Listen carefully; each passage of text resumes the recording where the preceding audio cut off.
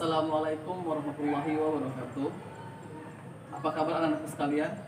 Semoga kalian dalam keadaan sehat walafiat.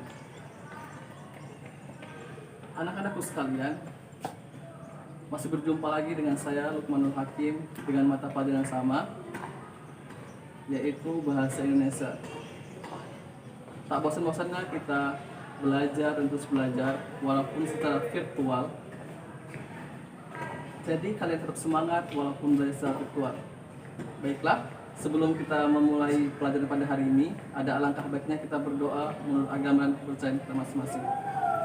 Doa dimulai.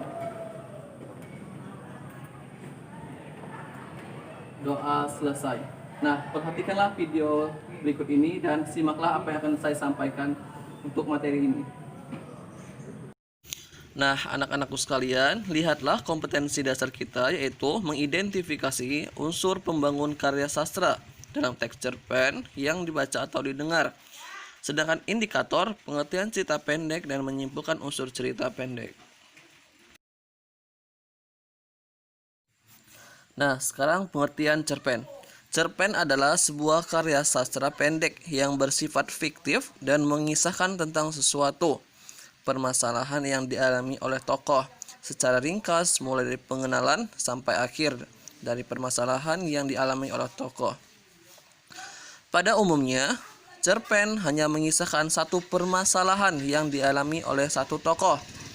Selain itu, cerpen hanya terdiri tidak lebih dari 10.000 kata. Hal inilah yang membuat cerpen dapat selesai dibaca dalam sekali duduk. Nah, itulah pengertian tentang cerpen atau yang disebut dengan cerita pendek.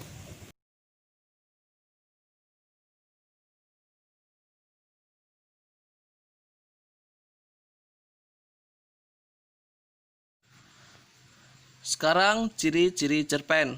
Sebuah cerpen memiliki ciri khas, diantaranya karya sastra lainnya itu: 1. Bersifat fiktif atau karangan dari penulis. 2. Tersusun tidak lebih dari 10.000 kata. 3. Dapat dibaca dengan sekali duduk. Pada keempat, diksi yang dipakai tidaklah rumit sehingga mudah dipahami. 5. Memiliki alur tunggal atau satu jalan cerita. Dan ciri yang keenam yaitu pada cerpen biasanya ditulis berdasarkan peristiwa dalam kehidupan.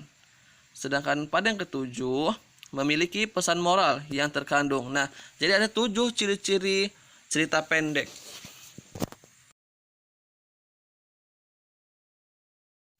Unsur intrinsik.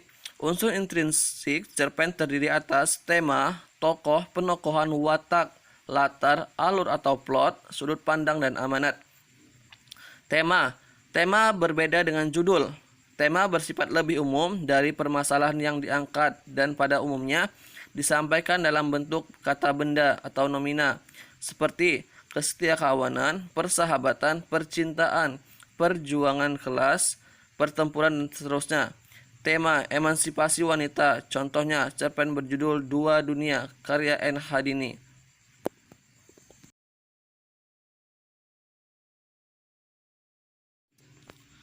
Tokoh adalah sosok rekaan yang diciptakan penulis yang setelah akan diberikan watak dan penempatan. Tokoh ini tentunya ada yang diberi nama ataupun terjadi secara umum, seperti ayah, ibu, nenek, kakek, dan seterusnya. Pada beberapa cerpen, pemberian nama tokoh menjadi hal yang penting dan beberapa diantaranya memakai konsep etimologi.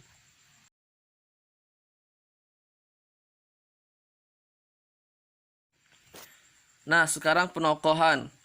Tokoh yang telah diberi watak dan kapan dia akan muncul disebut dengan penokohan.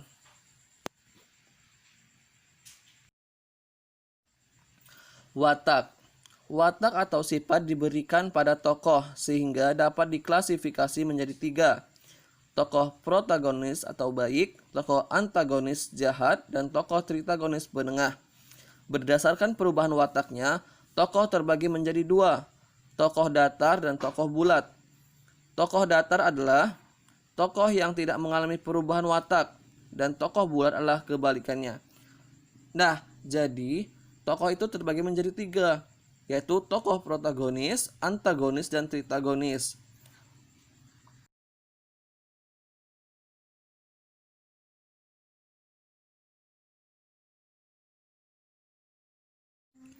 Latar. Latar atau setting terbagi menjadi tiga. Yang pertama latar suasana, latar tempat, dan latar waktu. Latar suasana diperlukan pada setiap momen cerita. Apakah suasana haru, menegangkan, sedih, dan seterusnya. Latar tempat dibutuhkan untuk mengenal budaya dari cerita yang diangkat. Sedangkan latar waktu digunakan sebagai penunjuk dan membangun suasana yang diciptakan. Jadi itulah fungsi tentang latar.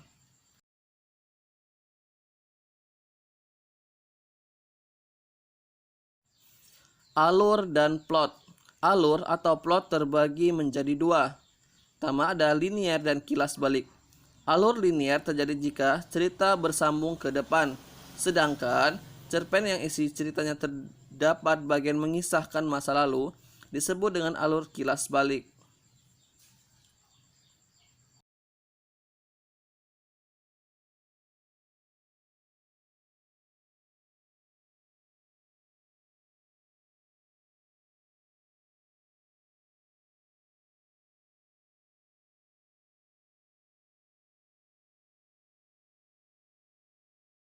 Nah, selanjutnya sudut pandang.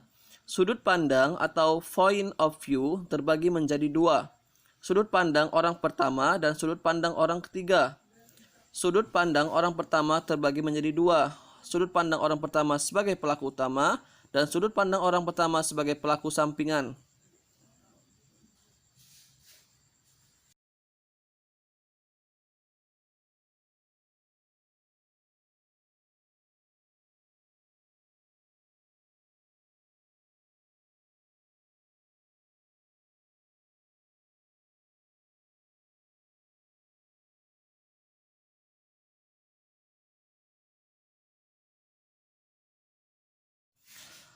Menggunakan kata ganti aku atau saya atau gue dan tidak disebut nama tokoh lain. Sudut pandang ini disebut sudut pandang orang pertama sebagai pelaku utama. Jika terdapat nama tokoh lain, artinya cerita menggunakan sudut pandang orang pertama sebagai pelaku sampingan. Sementara itu, sudut pandang orang ketiga artinya di dalam cerita menggunakan kata ganti orang ketiga atau nama langsung. Jika tokoh dapat mengetahui hal-hal yang tak kasat mata seperti perasaan tokoh, sudut pandang yang dibukakan berupa sudut pandang orang ketiga serba tahu. Jika sebaliknya, arti sudut pandang orang ketiga sebagai pelaku sampingan.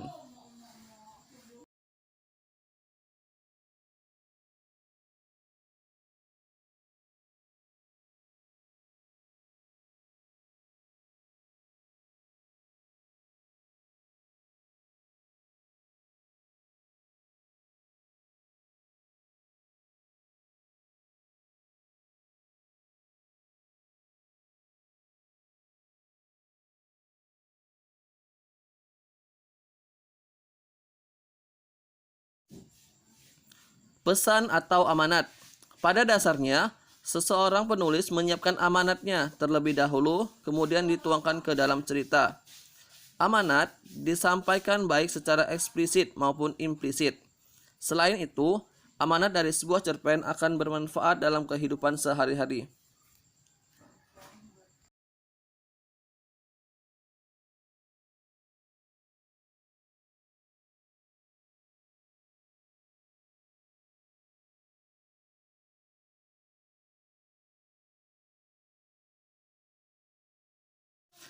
Unsur ekstrinsik cerpen. Unsur ekstrinsik cerpen digunakan agar dapat mengetahui lebih dalam tentang isi cerita. Unsur-unsur tersebut terdiri atas latar belakang masyarakat. Latar belakang masyarakat dapat diketahui dengan cara dilihat dari sisi kondisi ekonomi, sosial budaya, politik, dan ideologi. Hal-hal ini diperlukan semata-mata demi memahami secara kompleks maksud dan tujuan, serta motif mengapa cerita tersebut diciptakan. Jadi itulah unsur ekstrinsik cerpen dari latar belakang masyarakat. Kita ketahui dulu kondisi ekonominya, sosial budaya, politik, dan ideologi pada masyarakat tersebut.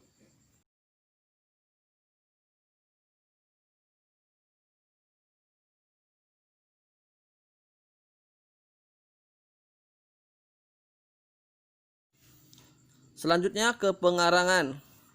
Sejarah hidup penulis mulai dari kondisi sosial, psikologis, bahkan aliran sastra yang dianut memberikan gambaran lebih dalam ketika menganalisis cerpen.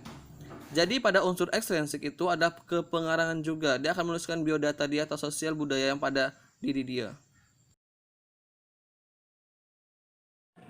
Nah, sudah paham kan nak dengan materi yang telah saya sampaikan? Jika kalian kurang paham, bisa review ulang lagi atau bisa pelajari lagi video yang telah saya ajarkan. Sebelum mengakhiri materi kita pada hari ini, ada alangkah baiknya kita berdoa menurut agama dan kepercayaan kita masing-masing. Doa dimulai. Doa selesai. Tetap semangat dalam belajarnya, kerjakan LK yang saya berikan. Dan saya akhiri dengan Assalamualaikum warahmatullahi wabarakatuh.